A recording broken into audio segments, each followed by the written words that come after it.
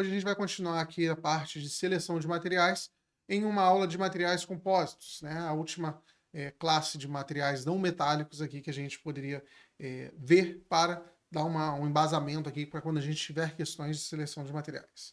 Para quem não me conhece, sou o Júlio, sou professor aqui na parte de materiais e inspeção. Vamos começar a nossa aula de hoje, né? Materiais compostos, eles vão ser materiais aqui que eles vão estar buscando aqui conjugar as propriedades de dois tipos de materiais distintos para obter uma propriedade superior. Exemplo, resistência específica, resistência sobre densidade. Eu estou querendo aqui, esse é um dos principais que é utilizado para materiais compostos em termos de larga escala, que é eu ter um material que ele tem uma boa resistência em relação ao peso dele. Então, eu pego, eu sei que eu tenho materiais com elevada resistência, mas ele também pode ter elevada densidade. E quando eu quero uma relação resistência, né, sobre densidade, eu chamo de resistência específica. E os materiais compostos, por exemplo, eles são muito particulares, eles são muito bons para isso. Olha aqui, quando a gente pega para avaliar a resistência específica de alguns materiais, olha a resistência específica do aço. A gente usa muito aço no dia a dia, quando a gente não está preocupado com o peso dele. A resistência específica dele aqui, ou seja, a resistência sobre a densidade, está abaixo de 20. Aí quando a gente vai olhar aqui os compósitos, que são os compósitos principais de engenharia, né, ó, o vidro, o epóxi, ou seja, se eu tenho uma fibra de vidro junto com o epóxi, a resistência específica dele vem próximo de 80, né? A alumínio epóxi reduz um pouco porque a alumina é mais pesada, mas o Kevlar, que é utilizado ali em colete de prova de bala, a resistência específica dele está próximo de 100 a 120. Então, isso aqui prova para a gente que em termos de resistência para um baixo peso, os materiais compostos, e especialmente aqueles com matriz polimérica, eles são muito interessantes. Então, isso aqui é um parâmetro crítico em aplicações que exigem materiais fortes e de baixa densidade. Um exemplo de indústria que utiliza muito, indústria aeroespacial, eu tenho aqui a utilização. Qual seria uma desvantagem dele aqui? Eu tenho um custo caro para fazer esse material, mas a indústria aeroespacial ela não está tão preocupada com isso, né? Eu posso gastar mais para fazer o meu produto se ele tiver um baixo peso, porque eu vou ter um retorno ali de longo prazo. A indústria de construção civil, apesar de ter mudado um pouco isso, ele tem uma tendência a utilizar menos, né? O custo alto do material é compensado pela economia de combustível obtida na redução de peso. E vamos ver aqui alguns exemplos de compósitos que a gente costuma utilizar, né? Só para a gente começar a ter uma coisa um pouco mais palpável, né? Os compósitos aqui, né? Quando estou misturando metais, polímeros e cerâmicos, eu posso formar aqui compósitos. Eu não preciso necessariamente formar compósitos só com polímeros, tá? Na base. Existem compósitos metais cerâmicos, existem compósitos metais com dois metais diferentes, existem compósitos cerâmicos, tem diversas combinações, só que o mais usual que a gente costuma ver é, por exemplo, um polímero com adição normalmente para propriedades mecânicas de um material cerâmico, né? Então é o mais usual da gente ver. Aplicações, ó, indústria aeronáutica, construção de barcos, materiais esportivos, né? Materiais aqui, ainda materiais esportivos. A indústria que, pessoal que produz bicicleta, gosta muito de utilizar materiais compostos também por conta do peso. Ó, a indústria de esportes, de maneira geral, pranchas, esses tubos aqui que são utilizados para o salto em vara, eles são feitos de materiais compostos. De uma maneira geral, a gente tem uma aplicação muito interessante para materiais compostos. Vamos começar a classificar aqui eles, né? Quais são as principais bases aqui que a gente pode ter para um material composto? A gente pode ter um material composto de base polimérica, um material composto de base metálica ou um material composto de base cerâmica. E dentro desses itens, a gente pode inscrever aqui, a gente pode adicionar aqui um material metálico dentro da interface, eu posso adicionar um material cerâmico ou até um outro material polimérico, por exemplo, o Kevlar, que é o colete à prova de bala, eu tenho uma matriz ali que é um polímero, e eu estou adicionando ali depois um outro polímero. O Kevlar, a fibra dele é uma fibra polimérica adicionada numa matriz polimérica. Não necessariamente eu vou ter uma matriz uma fibra cerâmica, como é o caso da fibra de vidro e a fibra de carbono. Eu tenho matrizes metálicas aqui para aplicações específicas, eu também tenho matrizes cerâmicas para aplicações específicas. E em termos de estrutura, eu posso ter materiais compostos aqui que eles são particulados, eles podem ser reforçados por fibras de maneiras contínuas ou maneiras descontínuas, né, desorganizadas, e eu ainda tenho os materiais estruturais, que eles podem ser laminados ou os painéis sanduíches. Isso aqui, inclusive, deixa eu dar um zoom aqui para vocês verem um pouquinho melhor. né? Esse aqui, inclusive, ele é um item que é muito utilizado na indústria aeronáutica, né? O piso ali da indústria automática, ele costuma fazer esses painéis sanduíches, ele tem uma boa resistência à flexão e um baixo peso. Os laminados aqui, eles já vão para outras indústrias, porque eu tenho aqui... o laminado, gente, ele é como se fosse várias redes de fibras contínuas, né? Então eu tenho aqui a gente chama um tecido de material de reforço. Então eu pego e formo aqui um material alinhado nesse sentido e um material alinhado nesse sentido. E daí eu formo lâminas que eles vão estar ali a 90 graus ou também a 45 graus. Isso porque a gente tem uma propriedade que chama, né, anisotropia, que é a resistência do material em determinado sentido. Se eu estou pegando um material particulado, ele vai ter a mesma resistência nesse sentido do que nesse sentido. Se eu estou pegando uma fibra contínua, ele vai ter uma maior resistência nesse sentido e uma menor resistência nesse sentido, porque essas fibras, elas estão direcionadas e elas vão resistir mais à tração, por exemplo, ou algum tipo de esforço na direção preferencial dela. Então, uma solução que se tem é fazer lâminas. Então, você faz lâminas, coloca essas lâminas perpendiculares a 90 graus e a 45 graus. Então, você pode ter uma posição ali, uma lâmina a 0, uma lâmina a 90 e também ter lâminas a 45, que é para ter aqui a melhor resistência possível em todas as direções dos materiais compósitos. E isso aqui que eu acabei de falar para vocês são um estado de tensão que eu posso ter ali no meu material compósito. Se eu tenho um material compósito que ele está com fibras alinhadas em um sentido, eu digo aqui que eu estou num sistema de isotensão, ou seja, todos os itens aqui da fibra eles estão numa tensão, eles estão sentindo a mesma tensão.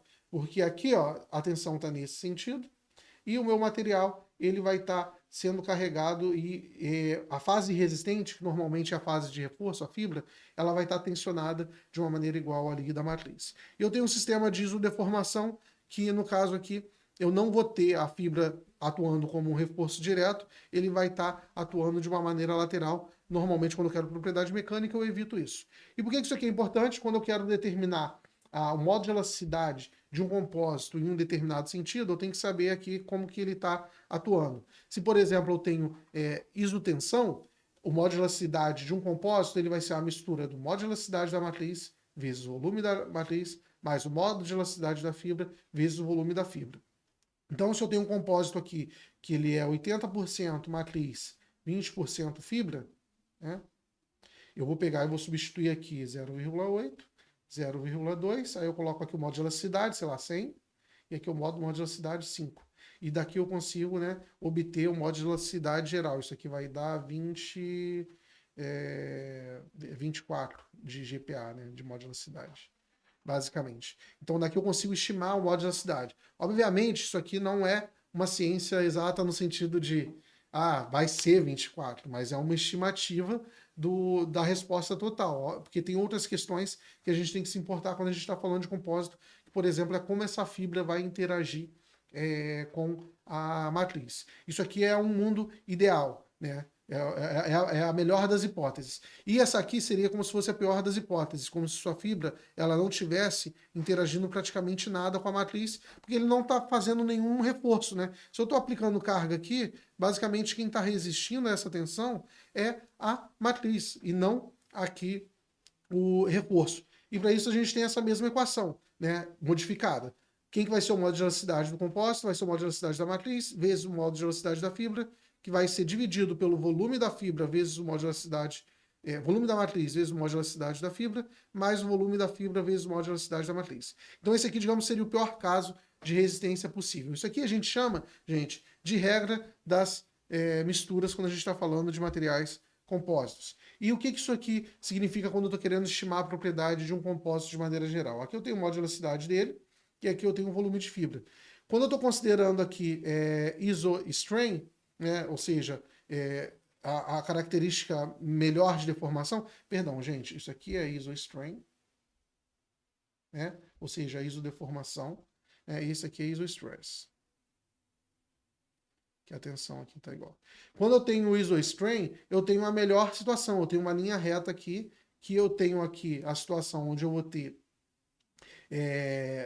o meu reforço atuando de uma maneira melhor possível. Então eu vou ter essa linha aqui, essa linha representa exatamente essa equação, tá bom, gente? E quando eu tenho aqui o isostress, que é a pior situação, eu vou ter essa linha aqui, que é a linha de uma boa pequena adesão. Normalmente os compósitos eles estão aqui no meio, né? Ele não vai ter um comportamento perfeito, e ele também não necessariamente vai ter um comportamento muito ruim, ele vai ter um comportamento intermediário dentro dessa linha aqui. Então a gente consegue já ter uma estimativa aqui da propriedade dos materiais compósitos. E aqui, voltando naquilo que eu tinha falado dos laminados, é como que o material ele vai tender a se comportar mecanicamente a depender da direção das fibras onde elas estão. Se a fibra aqui, por exemplo, está em 0 graus, é onde eu vou ter a melhor propriedade mecânica. À medida que eu vou tendo uma inclinação em relação ao eixo de tração, e as fibras elas não vão estar mais alinhadas com o eixo qual eu estou tracionando, eu vou reduzindo essa propriedade mecânica até eu ter o pior caso, que vai ser em 90 graus, onde eu não vou ter alinhamento nenhum entre a fibra e a direção de tensão. Então, normalmente, quando eu estou fazendo laminados, eu vou ter placas em diversos sentidos para eu conseguir reforçar todos os sentidos de tensão. Uma característica importante que a gente tem que avaliar aqui quando a gente está falando de materiais compósitos é a transferência de carga, né? No caso aqui de carregamento longitudinal de um compósito reforçado por fibras alinhadas, se eu estou aqui com uma fibra bem alinhada e estou carregando meu compósito nesse sentido, né, a carga vai se distribuir entre a matriz e o reforço. Então, quem vai estar sentindo a carga aqui? Vai ser uma parte da carga vai ser a matriz, o reforço, e outra parte da carga vai ser aqui a matriz. Em sendo assim, é possível calcular a partição de cargas da forma a seguir.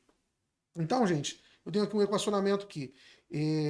Eu sei que a força aqui vai ser a tensão vezes a área, né? Porque tensão é força sobre área, logo a força vai ser a tensão vezes a área. Então, se ambos estão sentindo ali a mesma força, eu posso dizer ali que a força que está na fibra vai ser igual à força da matriz, logo eu posso estabelecer a correlação que um sobre o outro vai ser igual à tensão vezes a área. Então eu posso dizer que a força da fibra sobre a força da matriz vai ser a tensão vezes a área da fibra, vezes a tensão vezes a área da matriz.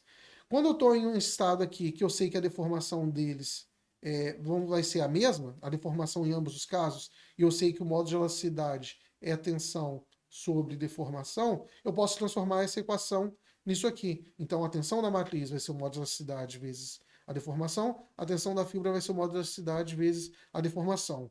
Logo, eu posso pegar e substituir esse sigma aqui na nossa equação. Então, quem que vai ser sigma F e quem que vai ser o sigma M? O sigma M aqui vai ser o modo de elasticidade vezes a deformação. Esse aqui vai ser o modo de elasticidade vezes a deformação, que vai estar aqui da área da fibra e a área da matriz.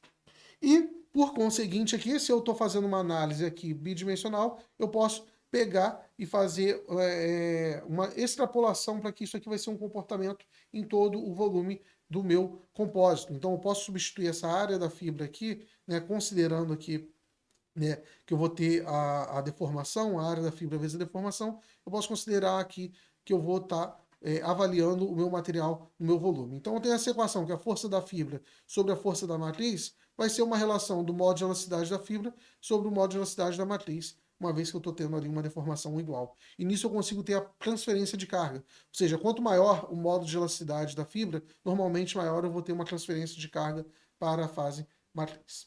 Vamos dar uma olhadinha aqui em umas características, propriedades gerais de reforços que são utilizados em materiais compósitos. Normalmente os reforços que são utilizados aqui são os whiskers, as fibras e as linhas metálicas. As fibras, que são o que a gente vê mais assim na indústria, a gente tem, por exemplo, o óxido de alumínio e fibra, a aramida, que é o Kevlar, o carbono, fibra de vidro, o boro, carbeto de silício, e esse aqui é uma marca específica que é o Spectra 90.